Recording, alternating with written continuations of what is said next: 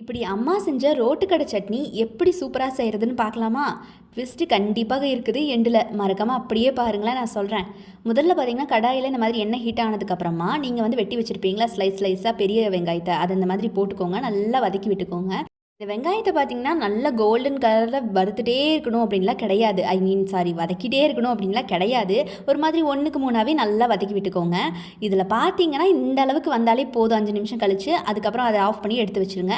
தனியாக இந்த மாதிரி தேங்காயை கட் பண்ணி மிக்ஸி ஜாரில் வச்சுக்கோங்க. கூடவே காரத்துக்கு ஏற்ற மாதிரி வரமிளகா போட்டுக்கோங்க. நாங்கள் வந்து 2 தான் போட்டிருக்கோம். பட் வரமிளகா உங்களுக்கு 4 கூட போட்டுக்கலாம், உங்களோட காரத்துக்கு தகுந்த மாதிரி.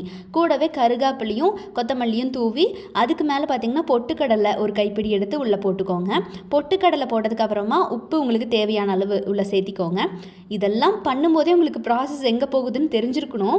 அதுக்கப்புறமா பாருங்கள், வெங்காயம் நீங்கள் வறுத்து வச்சுருப்பீங்கள்ல, அதையும் இது கூடவே சேர்த்திக்கோங்க. அதனால தான், அதாவது கோல்டன் கலரில் வரக்கூடாதுன்னு ஏன் சொன்னேன் இப்போ புரியுதா? நம்ம வந்து அரைக்க போகிறோம்.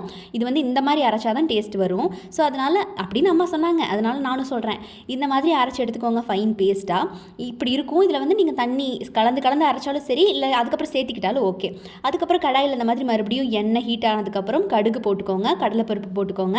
கூடவே உங்கள் காரத்துக்கு மறுபடியும் தகுந்த மாதிரி வரமிளகாயும் கருகாப்பிலையும் உள்ளே போட்டுக்கோங்க.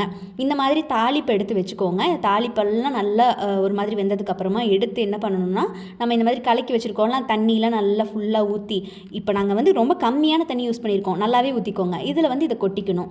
ஸோ இந்த தாளிப்பு இதுக்குள்ளே கொட்டி நல்லா எல்லாத்தையும் ஒன்று போல் எல்லாத்தையும் கிளறி விட்டுக்கோங்க.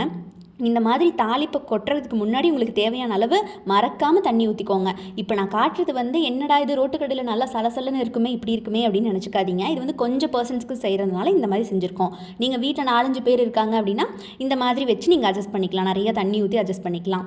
பாருங்கள், இது பார்க்கும்போது உங்களுக்கு என்ன தோணுது நீங்களே சொல்லுங்களேன்.